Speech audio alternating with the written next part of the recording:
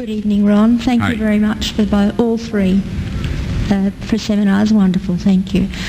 My question is that you said that you had the blood of our Lord examined by the Israelis. That's correct. What was their determination of that? Okay. Now, we won't be able to take second questions. I'm sorry if you're on your second one, please just step out. I love you, but we're running out of time. Real quickly, okay. Dried blood is dead blood.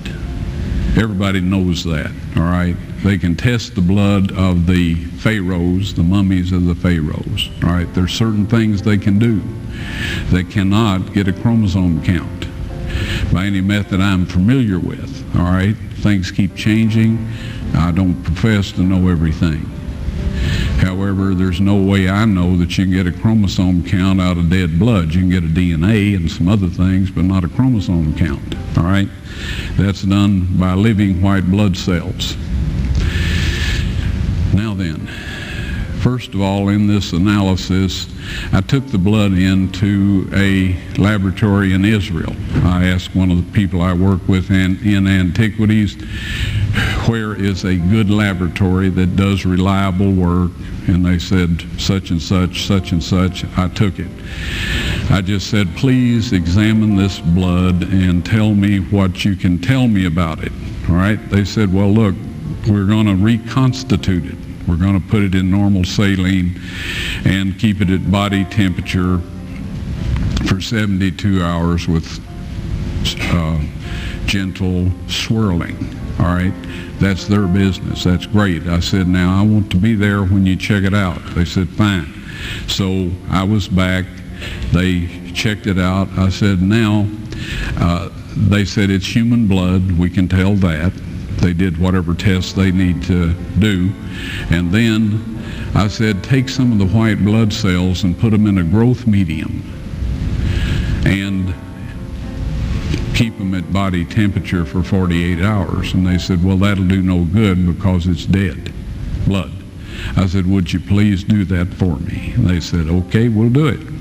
So anyway, I said, I want to be there when you take it out and examine it. So I was back there. They took it out, examined it under a microscope, and the one technician called the other one over there, and then they called the boss over there, and they were talking Hebrew a mile a minute there for a little bit, and they looked at me and they said, Mr. Wyatt, this human blood only has 24 chromosomes in it.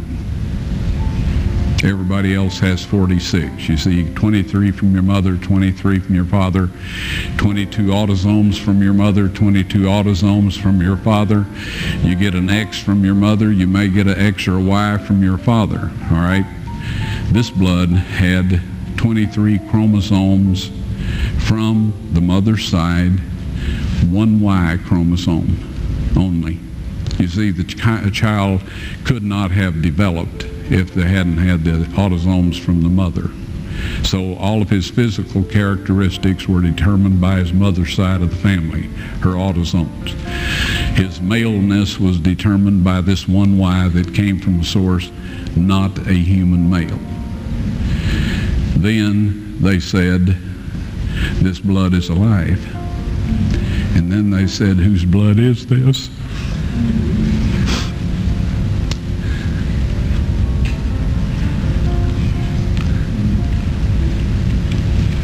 I said, it's the blood of your Messiah.